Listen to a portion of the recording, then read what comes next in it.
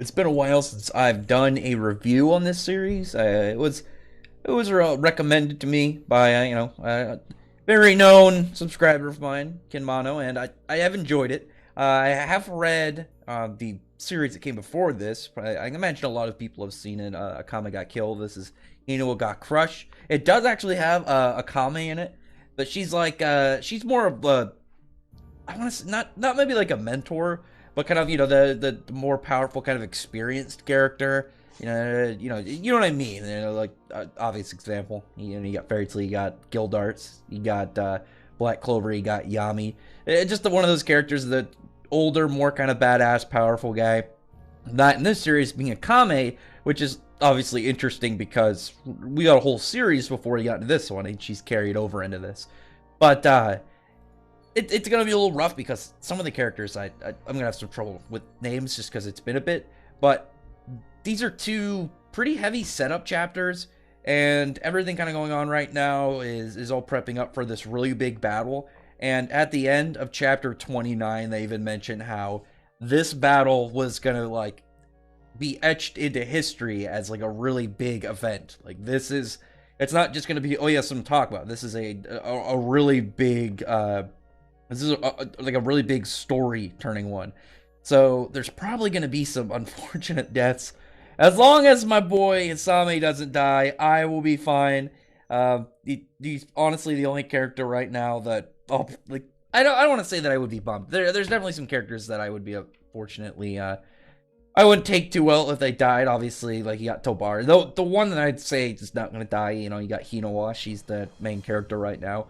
But Tobari, she's got a little bit of potential red flag just because she has like this weird position where she's not as good as the main character, but and she's reckless and she's always looking for glory. So I can see her getting in a bad spot. I can see her kind of running herself into an unwinnable position. But Hisame so far is my favorite character. I like he's this very determined, kind of like badass, very talented guy. He's like the progeny, but that's not the focus. His focus is, he's climbing the ranks, trying to, he wants this princess. They're gonna get married. I'm trying to remember right off the top of my. I don't think they got married yet. I think they're planned to. I'm trying to remember events near that were right before this chapter. I remember like the big crazy on the beach like water race. That was pretty fun. And that I just remember that one guy. There wasn't the other dude that was like the primary one competing. It was the guy that helped because he was like super into watching the princess get banged out by that other military guy. It's super weird dude. But essentially, a lot of, I'd say the more important stuff in this setup, one, they the elder created some form of concoction, some drug that will temporarily stave off the curse that's on Akame's body. Because if you remember the end of Akame got killed, when she used the trump card of her sword, she had this curse spread about her body, and so she describes it as like it's a very heavy weight. It's just kind of like slows her down. It makes her hard for her to move at all. And that obviously means that as a swordswoman, she's going to be hindered a lot. It's going to be hard for her to really do anything. I mean, she's a very technique and speed-based fighter, so being weighted down is going to put a lot of strain on what her capabilities are. But obviously, she's still really strong. I mean, if she had her sword still the one that she had in her previous series, the one slash kill, then that I'm trying to remember the one chick's name, the dark skinned one of the 10 stars, but she would absolutely be dead because she's fought and lost to her I think twice now. She's she's actually been defeated by her, and that's I actually am surprised that character, like she's not like way more like damaged. Yomi Heeman, that's her name. I was trying to remember. I remember part of her name had to do with the creatures from Claymore. I remember Yomi, and then obviously like Hime. So she's like, her name it's like Monster Princess. I think Yomi means. I think it's not demon, but it's some like weird like I think it does mean monster or something. And it's like, or like ogre, some crap. She's interesting. I think the one out of those that I have the most. I think right now, well, out of the females, because there's I think three chicks in their team. Moegi, that girl, the one she's all about just like hunting down dudes to bang. I think she's weird, but entertaining. I think right now, well, I had my favorite, which was the dude who killed people and turned them into like furniture. I thought he was really interesting, but the one dude, what's his name? Kura Yiha, I think is no, Kura Ria. He's like a ninja. I actually, I got a legit chuckle when he snuck up on that other dude when he was like, "Oh yeah, we got 4 of the 10 stars here. I'm getting ready for this battle," and then he's like, "Nope, it's 5," and he's just right behind this dude, like right up close to him. As just this funny ninja dude. I like him. I think he's pretty hilarious. And not only that, they had the Lord guy, the leader of the tier Tenryu people, their old kingdom. He's like getting ready to participate because he wants the princess. He wants to claim her as his. I actually laughed because I saw his not like a bad way. Because I looked at his when he showed up and he was doing stuff. His outfit, because he has this like big cloak with these skulls like as like pauldrons. And for some reason, the first thing I thought of was Dracula, and I was like, "What if he's got some really cool Dracula powers?" I doubt it, but it would just be really neat if he had some form of power just to kind of like lay into that. I doubt it, but at the same time, it's fun.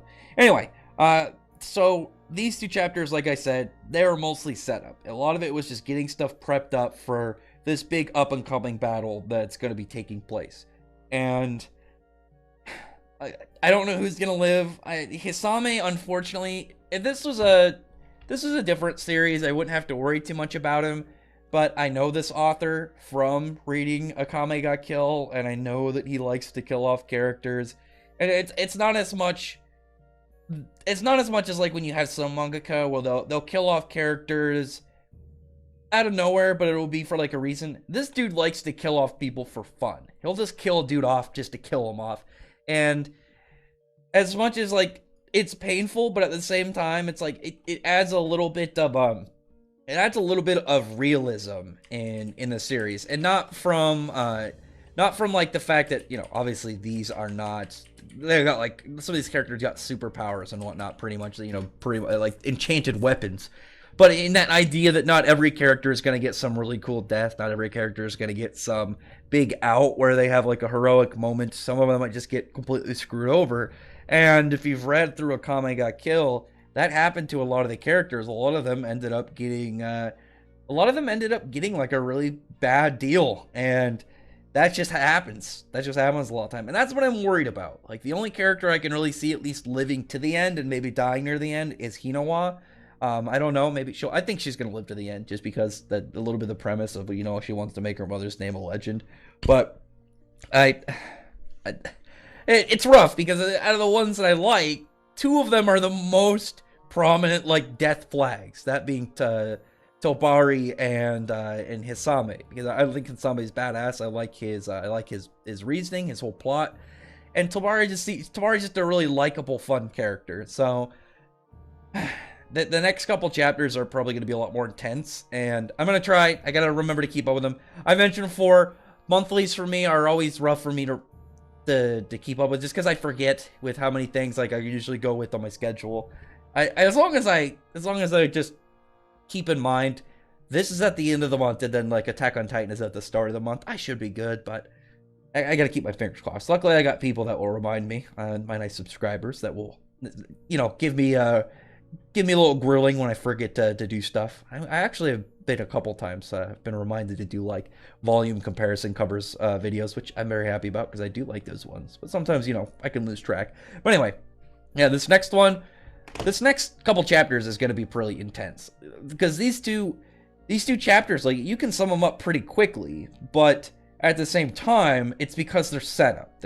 You're getting the calm before the storm. You got a view from both sides. You got gazes from both characters, or from both factions, and really just a layout about what's to come. And I think personally that's more important, just because it's not even as much as like, oh yeah, you know, it was a setup chapter, just quiet, you know, you had characters talking. It's more of because it was that preparation of just like a still battleground right before things got absolutely crazy. Like they said, it's going to leave a deep impact on history.